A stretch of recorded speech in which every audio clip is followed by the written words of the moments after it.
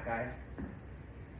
So I'm trying to continue my commitment on exploring things that are underneath the surface of Wing Chun, as opposed to doing the basics. Because, like I said, we've covered those in the beginning videos already, and also there's a whole bunch of other stuff that you can find out there on the basics. So moving forward, this is more my own internal explorations on Wing Chun, which always involves for me trying to go beneath the surface to find out what the actual meaning of these movements are, the best way I can make them my own, the best way I can apply them. Hopefully pass on something useful to you if you're on the same journey, okay? So, today, my focus is going to be on this idea of the Kinesphere in Wing Chun. So, for those of you who don't know what that term means, basically means it's a concept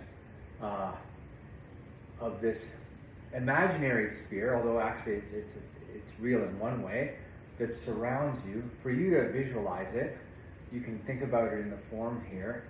It's all those spaces basically that you can reach without moving, without stepping and changing your route. Okay? So from this one, even just when I say that, I'm hoping it'll make perfect sense to you, as it did to me when I started to conceptualize this, about a lot of the motions that seem strange, okay? Particularly in the Sunam Tao, where you don't really can understand the application of it, okay? So motions behind like this, those motions there, okay? And the reaching back.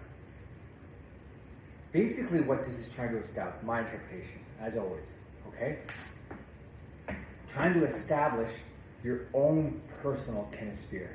So all those motions, okay, where you're reaching out, establishing the space, those motions show you the extent basically of your weapon. So if you think of yourself now, okay, Wing Chun basically is turning your body, into a weapon that's capable of firing quickly, firing with power at a very specific range.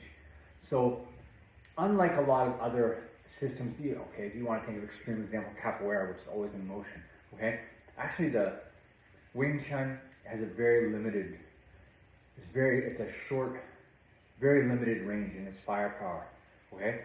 Not to say that is a negative, only because you can't be the best at everything. Can only be, our system relies on this short distance power. That's what we're trying to develop, okay?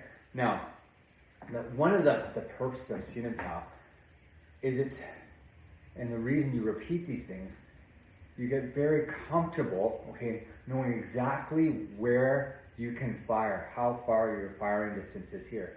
This is most important. Why is the first form rooted like that? Learning the range of your firepower here without changing your structure, because the structure is what is integral to making those motions work and powerful and fast. Without it, they're not.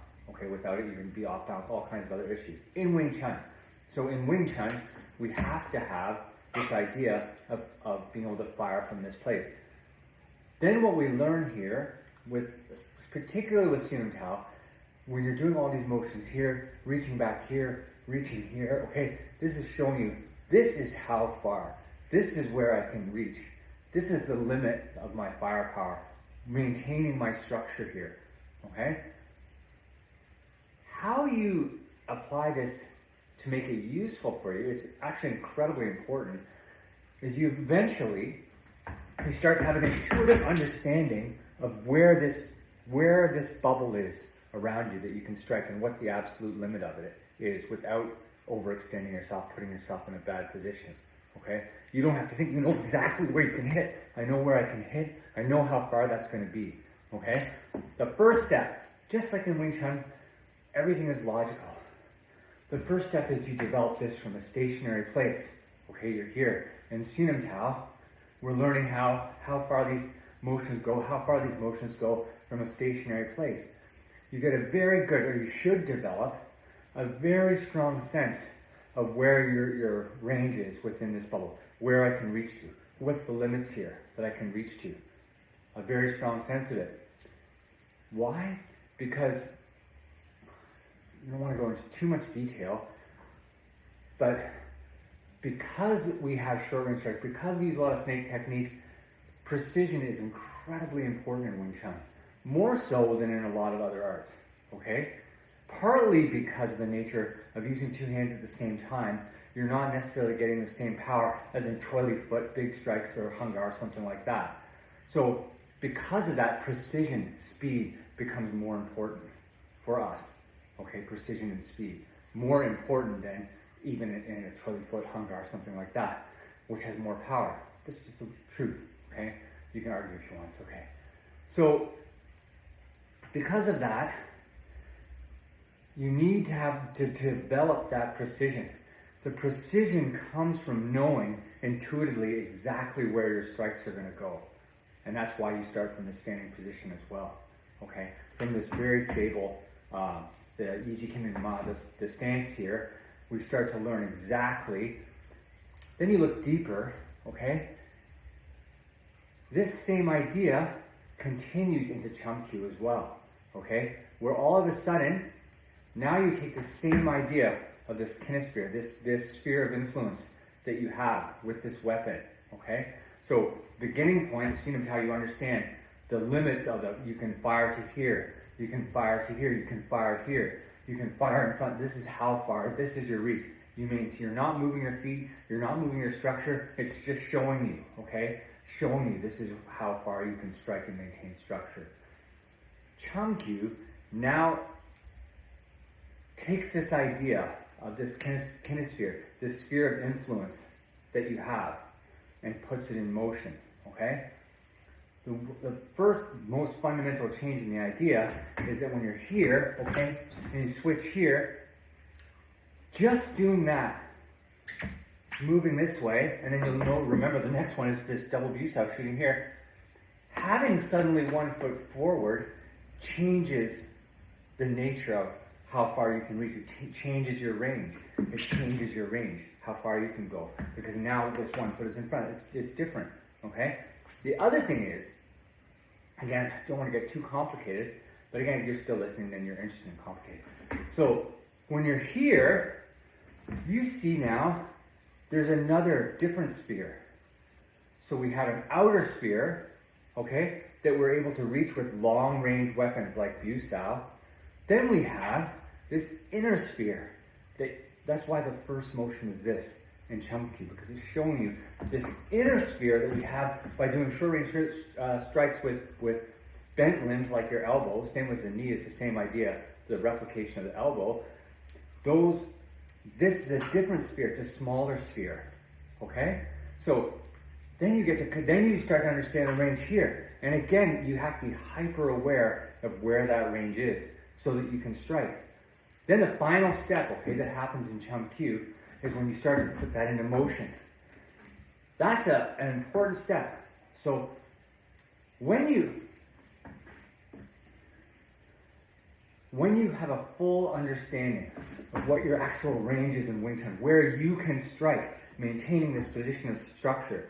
I have my structure. I know my weapon can fire. I know exactly where I can fire. I should have done it with my students. I used to have a fun old school thing. You make the candles. Okay, I'll do it sometime. Around the room, you have to punch and then put out the flame without hitting it, just from precision, from getting close enough. It's very cool. It's actually fun to do. You can try it. So you develop this understanding. I know exactly where my weapon can fire with precision. Now, okay, with Chum Q, we take this bubble, this sphere of influence, you take this weapon that has this range of fire, now you're putting it into motion. So that changes the whole dynamic. But the most fundamental thing, before you ever take a step get into motion, should be this idea, I know exactly what my sphere of influence is. I know exactly where it is, where I can hit with power, where I can hit maintaining my structure, and I'm not reaching too far, I'm not sacrificing our core in Wing Chun, which is the structure, okay? Then you can take the structure, you can put it in motion, you're not wrecking it.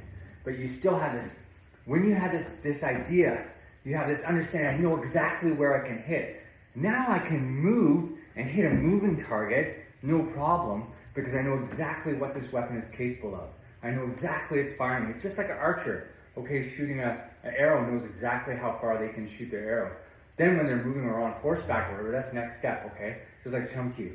Now it's different because you're in motion as you're shooting.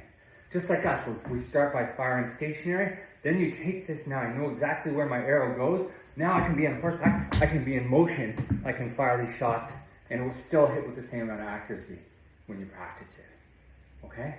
So, again, this is more conceptual, but what I'm hoping this will help you when you're practicing the forms to understand that this is some of the concepts. When you're doing these motions, you're trying to understand that you're getting this sense of this sphere of influence. Get a real tactile sense. How far can you reach while you're still maintaining your structure? When you have that, then when you put it into motion and you change the spheres, okay, everything makes more sense. It helped me, okay, in my understanding. I hope it helps you.